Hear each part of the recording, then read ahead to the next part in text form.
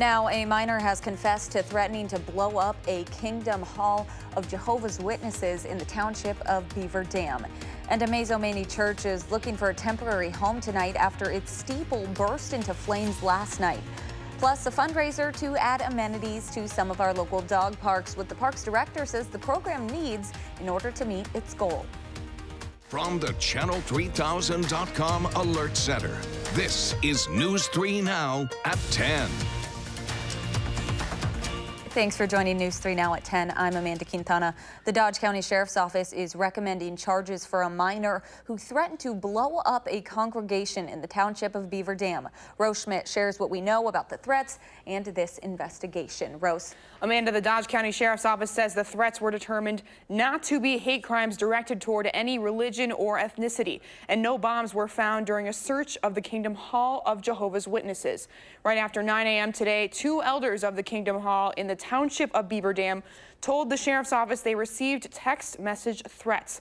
The threats indicated the meeting and congregation were going to be blown up today.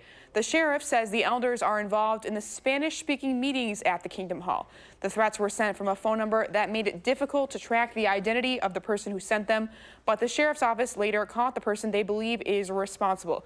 The sheriff's office says the suspect confessed to sending the threats, but they're not identifying that person because they're underage. They're forwarding charges to the juvenile court in the county where the suspect lives, and the sheriff's office was unavailable for an on-camera interview today. Amanda. All right, we'll definitely be following. Thank you so much, Rose. A house in Fitchburg house fire in Fitchburg left more than $10,000 in damage tonight. Dane County Dispatch says they received a call for a structure fire on the 5,000 block of Burnland Street just before 7 o'clock. The home was vacant and there are no injuries. Officials say the fire is self-venting and mostly contained to the attic, and the first two floors are reportedly not damaged.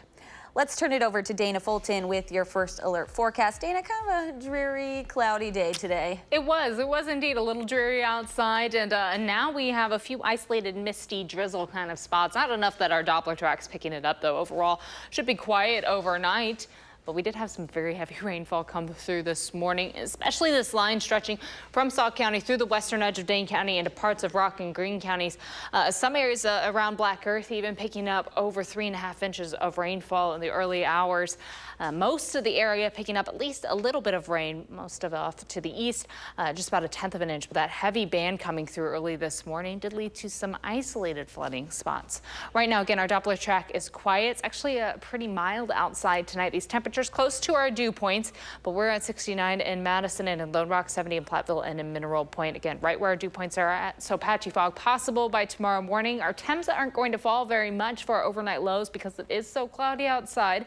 And for tomorrow, we are looking at the chance for some showers to redevelop in the afternoon and evening. Thunderstorms possible also, and we may see some more heavy rainfall, but we'll look ahead for your Monday, the rest of the work week in just a few minutes. Amanda?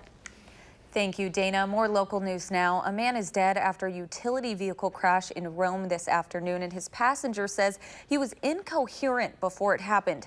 Police say the UTV left the road and struck a mailbox before overturning and coming to rest upside down. The driver, a 42-year-old man, died at the scene. Officials say the 12-year-old boy who was a passenger was taken to the hospital, and they told officers that the driver had been incoherent before the crash and was closing his eyes and drifting on and off the road.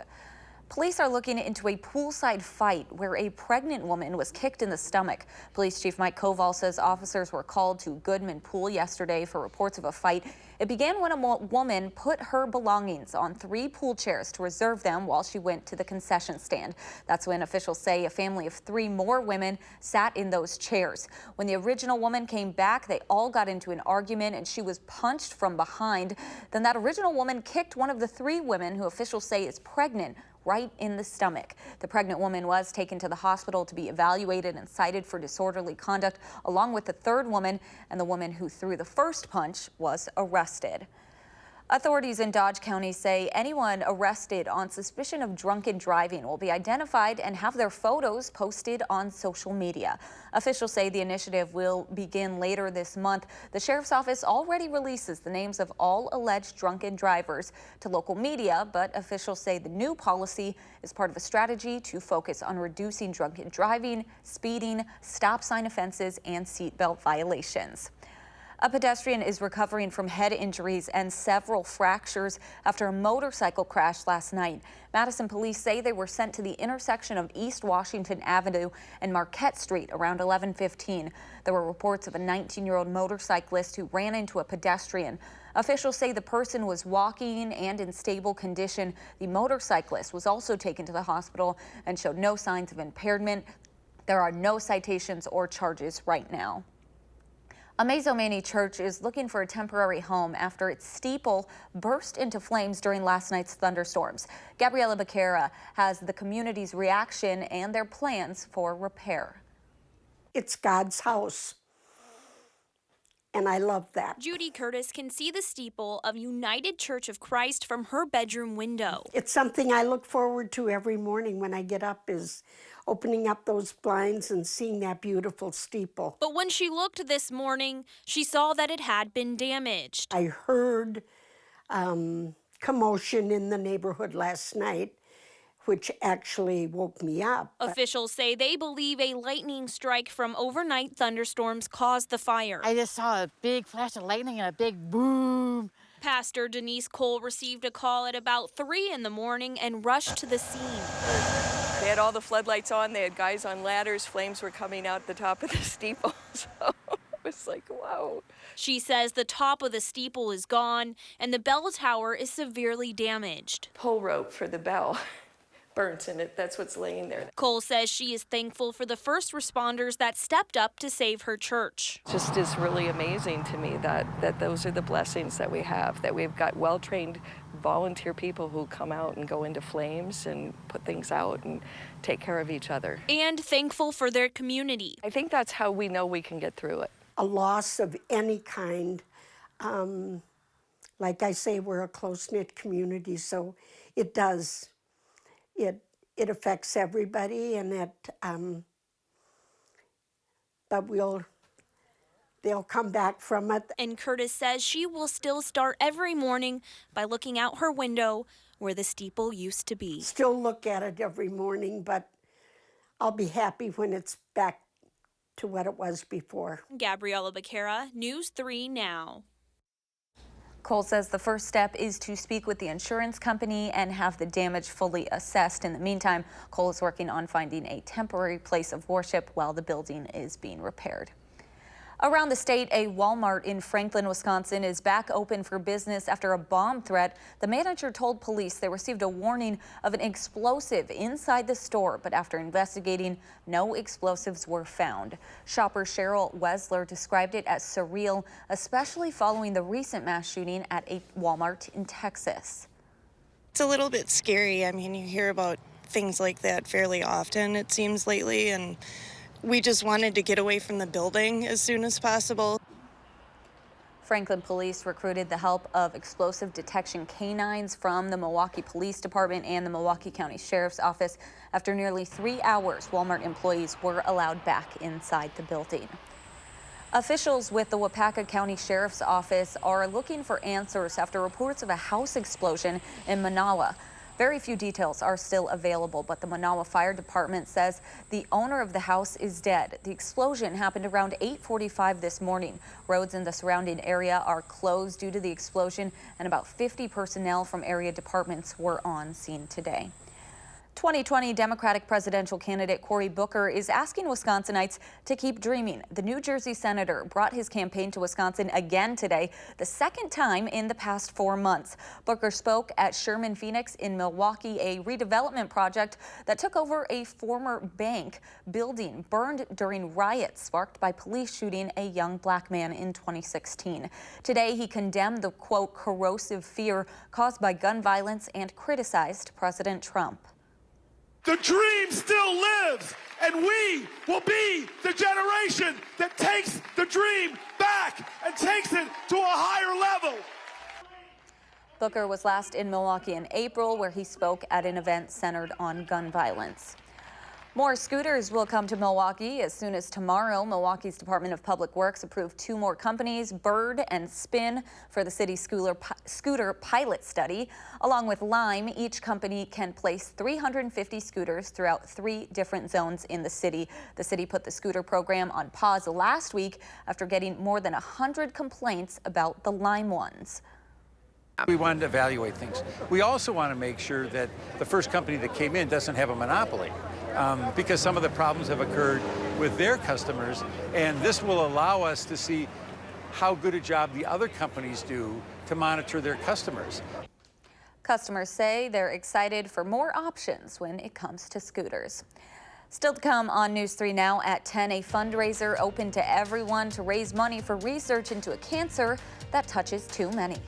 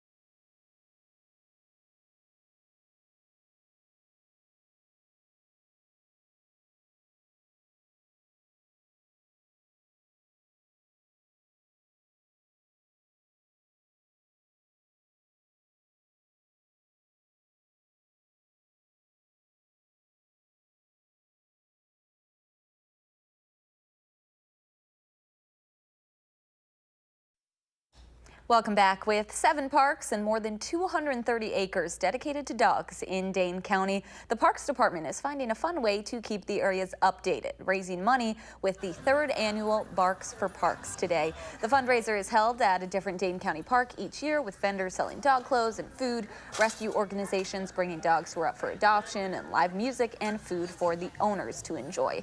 This year, they're focusing on raising money to build a shade structure at Badger Prairie Park.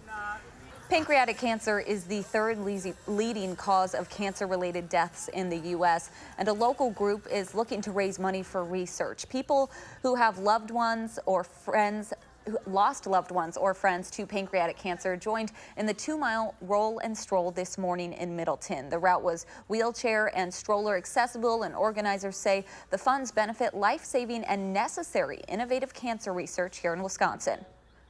Everybody that's here has lost a loved one or a good friend to pancreas cancer, and we really need to find a cure for this because it is such a terrible disease. Most people are diagnosed after they're well into stage 4 of the cancer. Holzman says funds today will help provide comfort totes to make patients' journeys through radiation and chemo a little easier. She says only 8% of patients survive 5 years after being diagnosed. The Roland Stroll's goal today was $60,000. Madison native 25-year-old Takima Ballantyne took the Miss Black USA 2019 crown tonight in Washington, D.C. Ballantyne was named Miss Black Wisconsin earlier this year. She attends Madison College, pursuing a nursing degree, and she's also a Madison East High School graduate. She competed against 32 other contestants in multiple categories, including personal interview, personal fitness, talent, evening gown, and onstage question. According to the pageant's website, the Miss Black USA organization is the first and oldest scholarship pageant for women of color, awarding more than $500,000 in scholarships. Congratulations to her. It's not week 1, but today is a very special day for the Green Bay Packers and their fans. It's the Packers' 100th birthday today. The Green and Gold were founded exactly a century ago and are even older than the National Football League itself, which was established in 1920. Today's celebration was in the Lambeau Field atrium, including cupcakes and birthday hats, celebrating the Packers' big impact on their small community. Aren't you a Chiefs fan? Nope. I'm a Green Bay Packer, so I'll be a Green Bay Packer today. Put me in that ground. The Packers and Bears will open the league's 100th season next month on September 5th at Soldier Field in Chicago. Historically, the NFL begins the season with a game featuring the defending Super Bowl champion, but for the league's oldest rivalry in a special season, the league made an exception. Well, Dana, we're talking football, so it sounds like summer is eventually coming to an end. We are really marching close into fall and football season. Unfortunately, of course, we still got a little more summer to get through. Fortunately, I guess if you like the heat, but for those of us kind of waiting for fall to get here, we'll get there soon enough. Got a few more weeks. Now, right now, our Doppler track is quiet outside. It is mostly cloudy. We don't have any more rain or storms building in for tonight. Of course, tomorrow afternoon, can't say the same for that, as we do have a cold front off to the north. It's slowly sagging south. It's going to kind of stall and travel east for us, but most of the moisture that'll be pushing in tomorrow afternoon and evening is going to come from this low at the end of the plains. It's going to move northeast. The two kind of combine and continue to move towards the New England area and the Atlantic coast. That means most of our storm chances are going to stay to the south. Northern and central Illinois picking up most of the severe weather, but we still have those showers coming in right along the state line, and just a little shift to the north tomorrow with that track can really bring a lot of rainfall into southern Wisconsin. So we'll be watching that line of storms come through very closely because it could be the difference between an inch or 2+ for some areas. Right now we're sitting close to 69 in Madison and Dubuque, in the mid-70s around La Crosse, very close to our dew points. It just feels a little humid outside, and we may see some patchy fog as we head into tomorrow morning. Mostly cloudy tonight. Tomorrow we will be mostly cloudy when it's not raining. Temperatures will be in the mid-60s early in the morning, and then in the afternoon those shower chances will build in from west to east. Again, most of the heavy rainfall and the severe potential is going to stay further south, but we are still going to have those heavy showers come through in the afternoon and then die down in the evening. Tuesday, right now, it does look like our skies will steadily clear, but we do still have a slight chance for an isolated shower or two coming on through. And then by Wednesday, we really get to enjoy the sunshine. Wednesday and Thursday look very pleasant, and temperature-wise, we'll say a little below average really through most of the work week. Again, overnight, mostly cloudy. A little closer look at our timing here. Starting in the early afternoon, we have those showers entering in the southwest corner, and at times it's going to bring very heavy rainfall. On top of that heavy line that we had come through earlier this morning from southwestern Dane County into Rock and Greene counties, we may see some isolated flooding or some localized flooding in spots. So something you'll definitely want to be aware of later in the evening with these showers starting to end for us. By Tuesday morning, our temperatures will again drop into the 60s, and then in the afternoon, pleasant day in the 70s for us, and that's what we're also expecting for Wednesday and Thursday. Because of the potential for some heavy rainfall and a few strong thunder thunderstorms. We do have an alert day in the forecast for Monday. Anywhere from 1 to 2 inches certainly possible. And some of those isolated storms, if they start trailing each other, we could really watch those accumulation totals climb quite a bit. Overnight temperatures are not going to fall all that much just because it is so cloudy outside. We'll land in the mid-60s by tomorrow morning, so a very mild start to the day. And then afternoon highs will yet again be in the mid-70s with those showers and thunderstorms building in the afternoon. Plan on a little bit of sun building in on Tuesday. If we can get all that rain out of here early, that's going to lead to some more sunshine. Wednesday and Thursday, though, look very pleasant.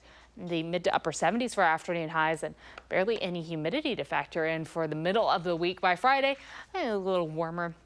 See a few more clouds build on in, and then by next week, and we are looking at our next system to bring some showers and thunderstorms. And notice that warm up is going to carry us into the following week, the middle of August, giving us a little blast of summer before we start to really talk about football season and the cool down for fall. Yeah, and on and off, little rain, and then the sun's back, summer's back. Yes. So we've got a little more to go. A little bit. Thank you so much, Dana. Matt LaFleur has some high expectations even for preseason. That story coming up next in sports.